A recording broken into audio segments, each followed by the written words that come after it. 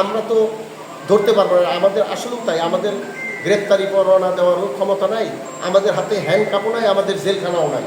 আবার মফিজ ভাই বলেছেন, এটা ঠিকই বলছেন, আমরা পারবো না।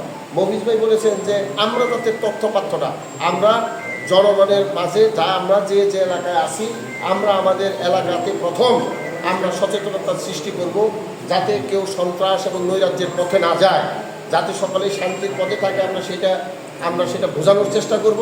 দ্বিতীয়ত, যদি দেখা যায় যে না আসলে কোনো কিছুতেই কিছু হচ্ছে না, সন্ত্রাস এবং নৈরাজ্যের দিকেই ধাবিত হচ্ছে, তাইলে তারা কারা, তাদের সুন্দর করে একটা তালিকা করে আমরা আইন প্রয়োগকারী সংস্থার হাতে তুলে দেব, অথবা আমাদের কাছে যদি দেয় আমরা জায়গা মতন ওটা পৌঁছে দেবো, আইন অনুযায়ী তাদের বিরুদ্ধে অবশ্যই ব্যবস্থা হবে। তবে আমাদেরকে সচেতন থাকতে হবে, সেই সচেতনতা যাতে আমরা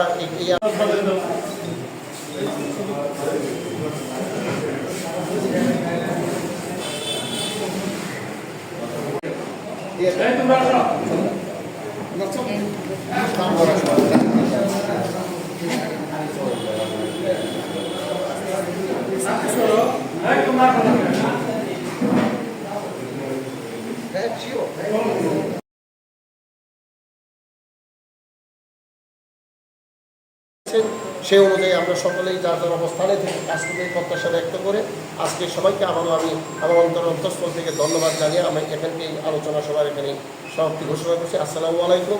জয় বাংলা, জয় বঙ্গবন্ধু।